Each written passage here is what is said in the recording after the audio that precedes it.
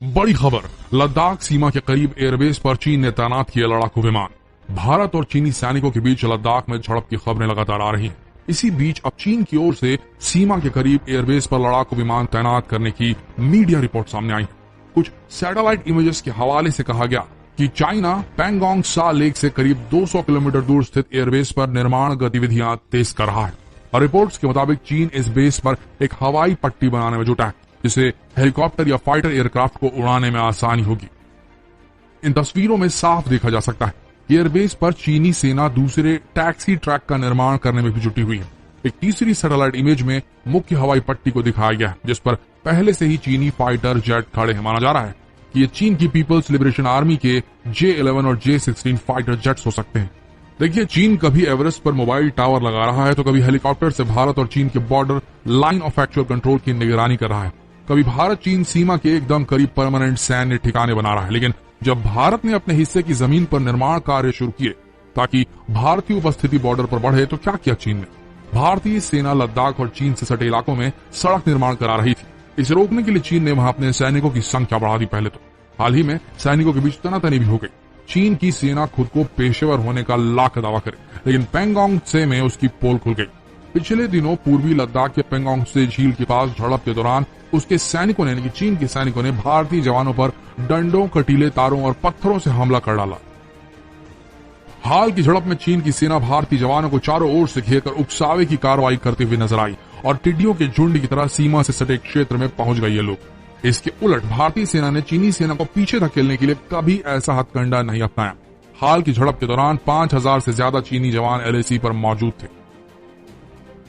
सीधी बात यह है कि चीन ने भारत के निर्माण कार्यों में अड़ंगा लगाने की नीयत से ही लद्दाख क्षेत्र में सैन्य अतिक्रमण किया है और भारतीय सेना चीनी सैनिकों के साथ आमने सामने की स्थिति में पूरी मजबूती से डटी है। तनाव का आलम यह कि लद्दाख में वास्तविक नियंत्रण रेखा पर चीन और भारत की सेना फिर एक बार आमने सामने। भले ही चीन ने सीमा पर अपनी सेना की तैनाती बढ़ा दी, मगर अब भारत भी पीछे नहीं रहने वाला। भारत ने भी चीन को मुंहतोड़ जवाब देने के लिए कमर कस रखी है और इसने चीनी सेना के बराबर अपनी सेना तैनात कर डाली है। भारत ने पूर्वी लद्दाख के तनाव वाले इलाके में चीन के साथ गतिरोध से अब पीछे न होने का फैसला कर लिया है। कराकोरम दर्रा और इस क्षेत्र में तैनात चीनी सैनिकों का मुकाबला करने के लिए भारत ने सैनिकों को तैनात कर दिया है।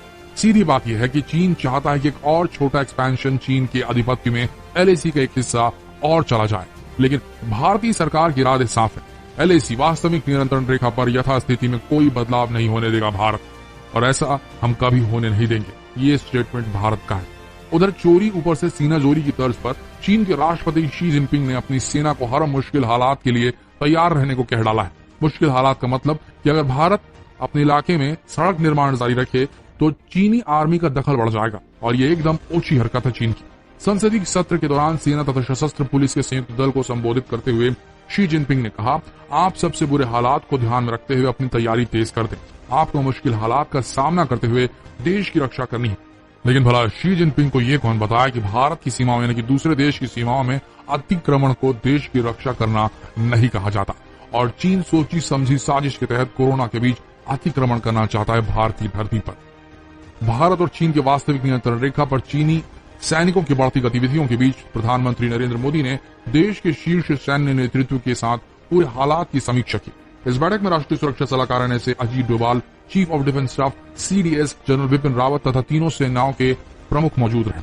PM मोदी की बुलाई गई इस तरह की पहली बैठक से साफ है कि चीन सैन्य बल के सहारे भारत पर दबाव बनाने की कोशिश कर रहा है, लेकिन इसे किसी भी स्थिति में सफल नहीं होने दिया जाएगा।